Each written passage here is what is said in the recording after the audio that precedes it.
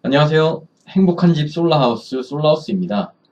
제가 이번에 설비공학회 부산 울산 경남지회 기술세미나에서 저희가 지은 제로에너지 하우스를 주제로 강연을 하게 되었습니다. 강연 제목은 실제 시공 사례로 본 제로에너지 하우스 건축의 주안점입니다. 유튜브 시청자 여러분들께도 공유를 하고 싶어서 프레젠테이션을 영상으로 만들어 보았습니다. 우선 제 소개를 먼저 드리겠습니다. 제 이름은 전용준이고요. 2000년도에 성균관대학교 기계공학부에 입학해서 2007년도에 학사학위를 받았고요.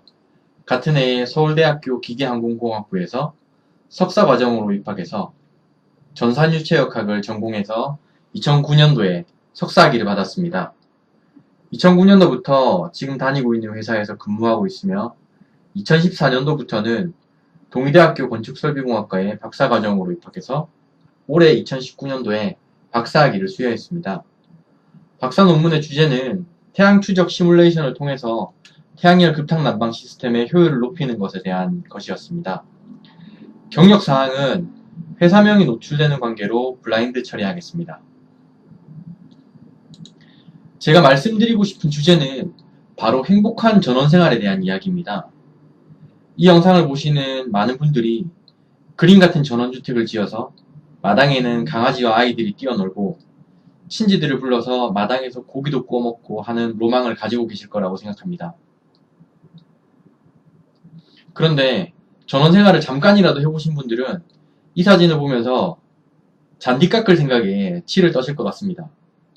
이렇게 전원생활이 꿈처럼 쉬운 일은 아닌데요. 실상을 보면 더 쉬운 일이 아닙니다. 유튜브 검색창에 전원주택이라는 네 글자만 검색을 해도 조회수가 높은 영상에 다음과 같은 영상들이 노출됩니다. 조회수 수백만 건의 영상들이 대부분 어떻습니까? 전원주택의 단점, 전원주택 공사판 싸움 구경, 단점, 살면 안 되는 이유, 절대 사거나 짓지 마라, 이런 이유들이 대부분입니다. 요즘 7살짜리 유튜브 어린이가 직장인 수백 년치 연봉보다 많은 돈을 버는 걸 보면 유튜브의 영향력이 무시 못할 정도이며 충분히 신빙성 있는 이야기일 것입니다. 그렇다면 경험자들은 전원주택의 단점을 무엇이라고 생각하고 있을까요? 병원이 멀다, 벌레가 많다, 편의시설이 멀다, 치안, 하자, 아까 말씀드렸던 풀, 이런 문제가 있지만 무엇보다 모든 경험자들이 꼽는 문제는 바로 난방비 폭탄에 대한 문제였습니다. 아파트에 비해서 난방비가 많이 나온다는 문제인데요. 그래서 난방비 문제 해결을 위해서 정부가 내놓고 있는 대책은 제로에너지 건축물 인증제도와 신재생에너지 보급 등이 있습니다. 제로에너지 건축물이란 건물에서 사용하는 에너지와 신재생에너지 등으로 생산하는 에너지의 합이 제로가 되는 건물을 말하지만 현실적으로는 불가능하기 때문에 에너지의 합이 제로에 근접하는 건물을 의미합니다. 정책적으로는 5등급으로 나누어서 관리하고 있습니다. 이렇게 에너지 제로를 만들기 위해서는 단열 성능을 강화하는 패시브적인 요소와 신재생에너지 등을 이용해서 전기와 열에너지를 생산하는 액티브적인 요소가 필요합니다. 이런 요소들을 가지고 2017년도부터 제로에너지 건축물 인증을 받은 건축물들이 늘어나고 있는데요. 2017년도에 10개소, 2018년도에 11개소, 그리고 리스트업이 되지 않은 제로에너지 건축물까지 합치면 43개소 정도 된다고 합니다. 그런데 이러한 건축물들은 전원주택과 같은 주거용 건축물이 아니라 비주거용, 그러니까 관공서와 같은 공적 자금이 들어간 공공사옥이라는 것이죠. 실제 주거 공간으로 사용되는 제로에너지 건축물은 거의 없고요. 그리고 에너지 자립률 또한 낮은 편에 속합니다. 이는 공간적인 이유와 설계적인 이유도 있겠지만 무엇보다 현실적인 적용에 실패하고 경제성 대비해서 투자비가 과다하기 때문에 소비자의 외면을 받기 때문일 것입니다. 그러면 이러한 이유는 무엇일까요? 우선 패시브적인 요소에 대한 언급은 피하겠습니다. 제가 건축 전공자도 아닐 뿐더러 단열 성능과 같은 건축적인 요소들은 이미 상당한 수준에 올라와 있기 때문입니다. 첫 번째로 제가 말씀드릴 수 있는 제로에너지 하우스 액티브 요소의 문제점은 태양광 발전에 대한 문제입니다. 태양에너지로 전기를 생산하는 태양광 발전은 생산된 에너지가 소비한 에너지보다 많을 경우에 전봇대를 통해서 전기를 되돌려 보내는 것이 가능하며 이를 계량기로 검침하기 때문에 나중에 소비량이 더 클 때에도 사용이 가능합니다. 그러니까 사계절 내내 사용 가능하다는 것이 가장 큰 장점입니다. 그러나 변환 효율이 20% 미만으로 아주 낮기 때문에 에너지 밀도가 낮다는 것이 문제입니다. 태양광 발전만으로는 난방으로 인한 에너지 자립이 힘들다는 것이죠. 그 다음은 태양에너지로 열을 생산하는 급탕 난방 방식인데 이는 60에서 70%에 육박하는 높은 변환 효율로 인해서 에너지 수급량이 매우 크다는 것이 가장 큰 장점이지만 더운 여름에는 소비량이 거의 없는 것에 비해서 생산량은 또 폭발적이기 때문에 이로 인한 문제가 발생한다는 겁니다. 전기와는 다르게 남는 에너지를 저장했다가 필요할 때 사용할 수 있는 방식이 아니기 때문에 남는 에너지는 방열을 해야 되는데 이 문제는 잦은 하자로 이어지게 됩니다. 과열 방열 문제를 설명드리기 위해서 태양열 급탕의 원리를 좀 설명드리자면 태양열 지별기는 태양빛을 받기 위해서 옥상에 설치되고 태양열을 저장하는 저장 탱크는 기계실과 같은 실내에 설치되게 됩니다.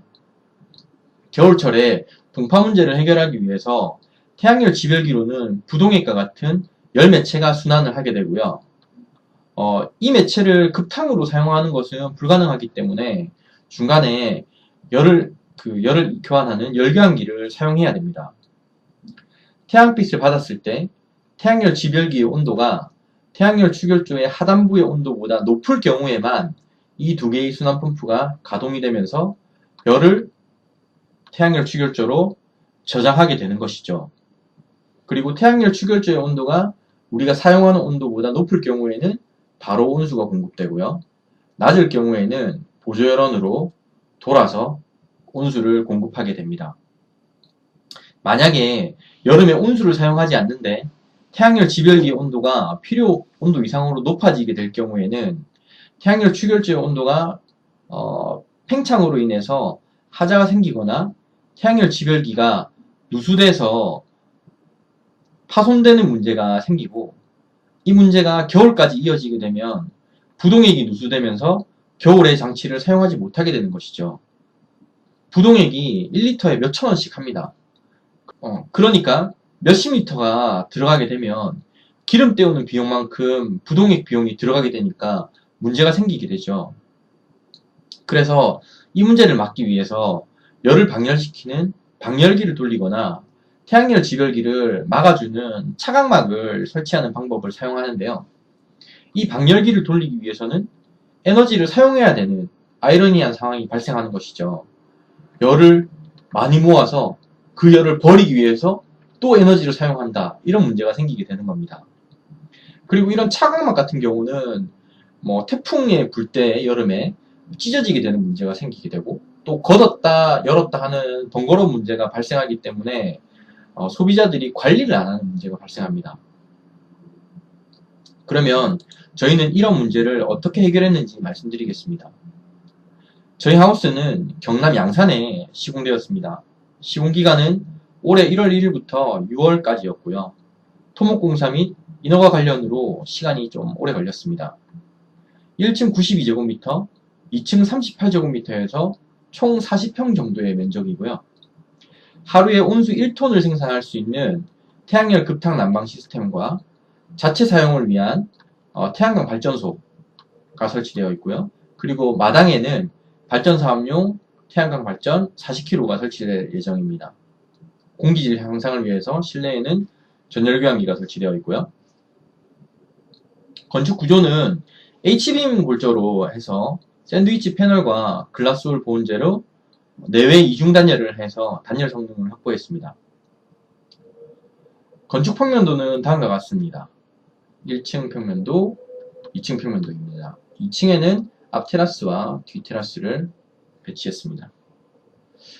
적용 기술을 설명드리자면 차양 및 주차장 역할을 하는 태양광 발전 40kW가 이렇게 설치가 되고요.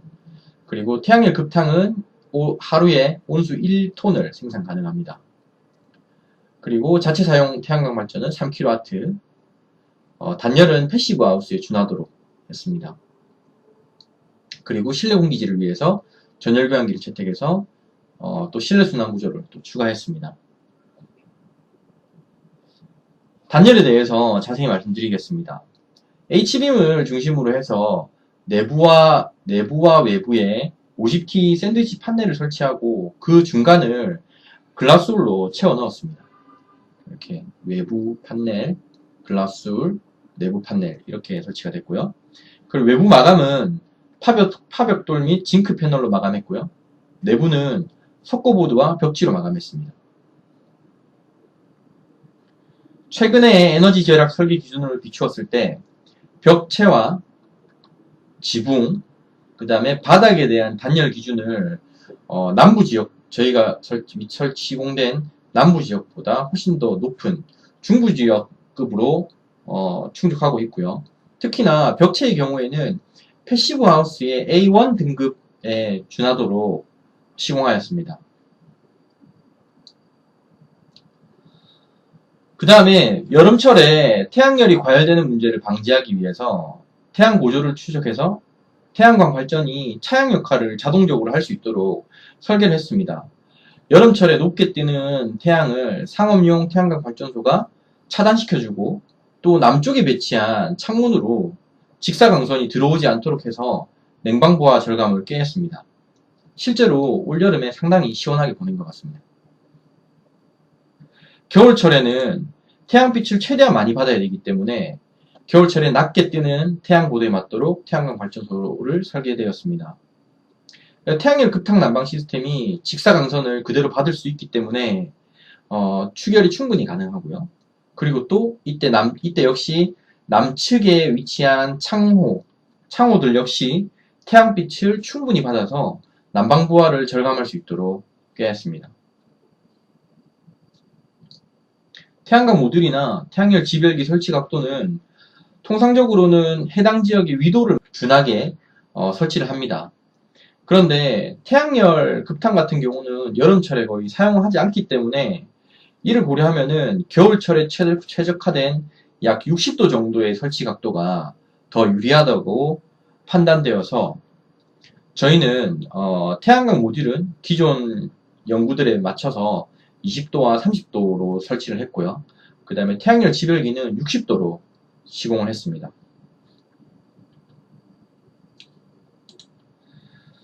태양열을 어떻게 난방에 적용했는가 하는 문제를 설명드리겠습니다. 기존에 태양열 난방이 실패했던 이유는 얘는 기존의 태양열 보일러의 제역의 통도인데요. 여름철 과열로 인한 문제도 있었지만 그 방에서 조절하는 태양열 난방 컨트롤러와 기존의 가스 보일러가 두 개로 이원화되어 있기 때문에 조작이 어려운 문제도 있었습니다. 조작을 잘 못 쓰셔가지고 태양열을 못 쓰고 다음날 또 과열되고 이런 문제가 발생해서 사용이 거의 불가능하게 되는 문제들이 많이 있었거든요.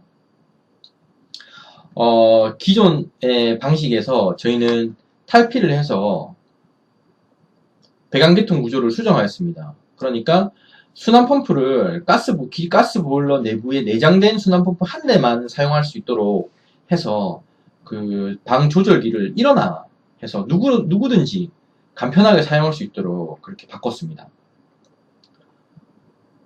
이렇게 적용할 경우에 연간 사용되는 난방 에너지의 약 70%를 태양열 에너지로 커버할 수 있을 것으로 예상됩니다. 지금 이 온도가 이번 주 월요일이나 화요일쯤에 제가 찍은 사진인데요. 지금 추결 온도가 61도 정도 됐습니다.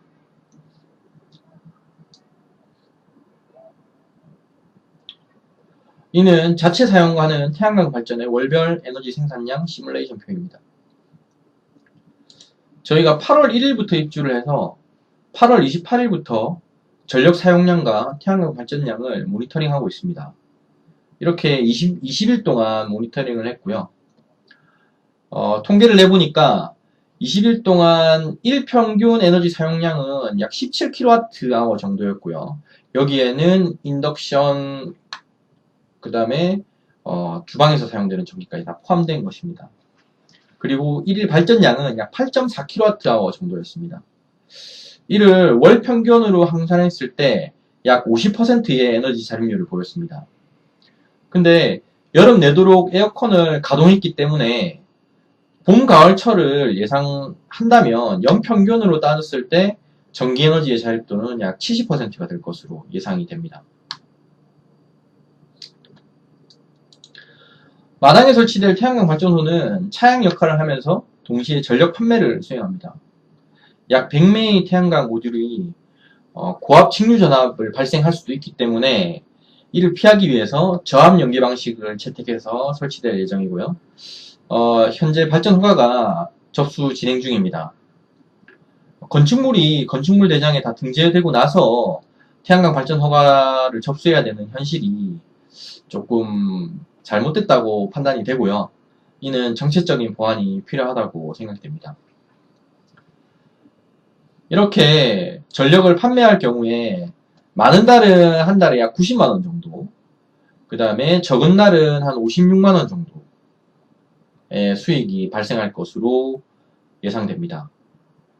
그래서 1년 동안을 수익을 합쳤을 때 약 한 857만원 정도의 수익이 발생할 것으로 예상이 됩니다. 특히나 엊그제도 신문에 났던데 이 REC 금액이 전력거래소에서 발전한 자기들이 이제 발전한 전력량에 맞춰서 신재생에너지 발전한 인증서를 구매해야 되는 인증서를 REC라고 하는데 이 REC 금액이 작년 요맘때에 비해서 한 반토막이 났습니다. 이 반토막 난 금액을 기준으로 이 월 수익 통계를 냈기 때문에 상당히 보수적으로 계산해도 이만큼의 수익이 발생한다고 할 수 있을 것입니다. 그리고 전열교환기를 설치해서 주방에는 흡기구를 설치하고 거실에는 급기구를 배치해서 봄, 가을, 그리고 겨울철 미세먼지에 대한 문제와 환기에너지 절감을 꾀했습니다. 특히나 그 급기 디퓨저 쪽에는 미세먼지 필터를 따로 설치해서 전동 댐퍼를 또 설치를 해서 바이패스를 구성을 했습니다. 이래서 이 내부 순환망을 통해서도 미세먼지를 걸러내는 공기청정기 역할을 일부 할 수 있도록 이렇게 구성을 했고요. 그리고 주방에서는 그 오염물질이 발생되는 장소이기 때문에 그 흡기구, 그 다음에 거실에는 급기구를 설치해서 이렇게 거실과 주방이 가동했을 때 공기가 잘 순환되도록 이렇게 배치했습니다. 저희가 준공이 끝나고 나서 집들이를 몇 번 했었는데요. 그때마다 손님들이 하시는 말씀이 이게 새집 맞냐? 왜 새집 냄새가 안 나냐? 하는 것이었습니다. 저희가 그 건축이 다 끝나고 나서 그때부터 제가 베이크아웃을 몇 번씩 하고 또 베이크아웃을 안 하고 입주가 없는 주인이 빈집일 때는 창문을 못 여니까 그 전열교환기를 계속 가동을 했었거든요.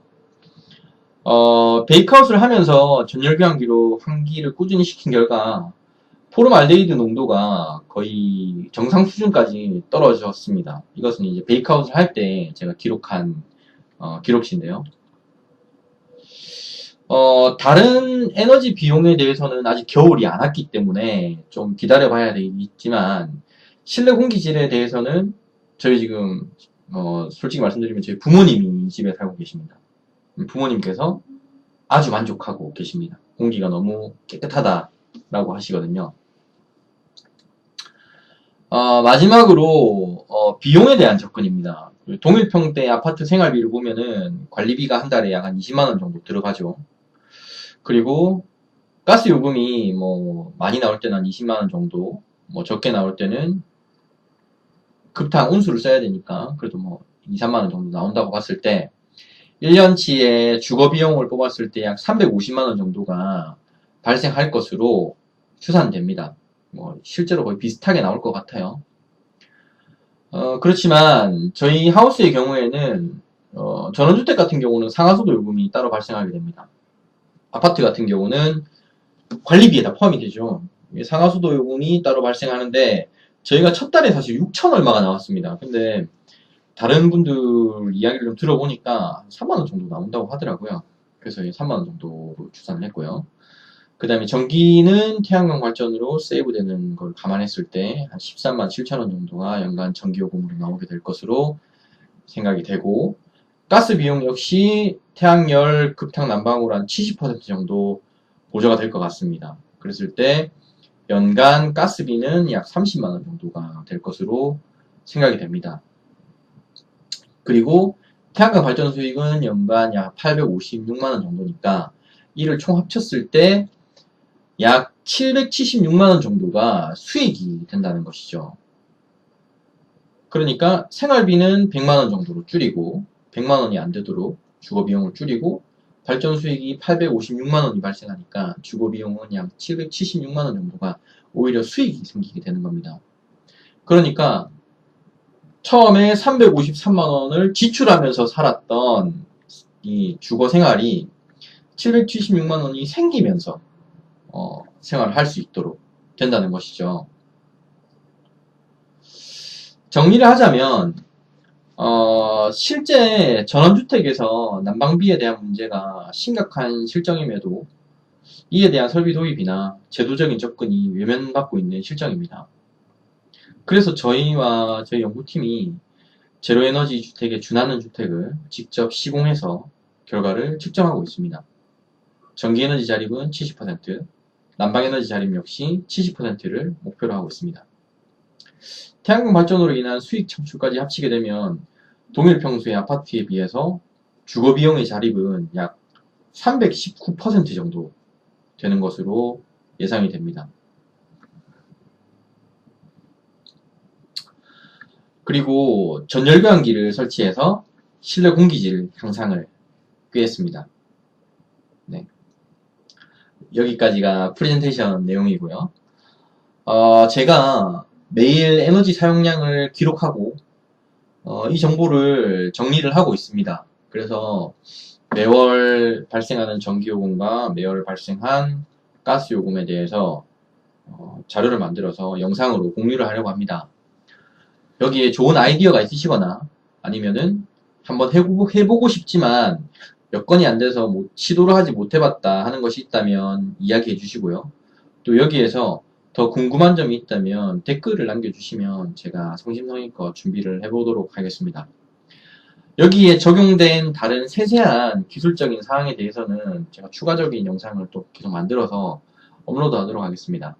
아무쪼록 긴 영상 시청해주셔서 감사합니다. 여러분의 전원생활에 도움이 됐으면 좋겠습니다. 감사합니다.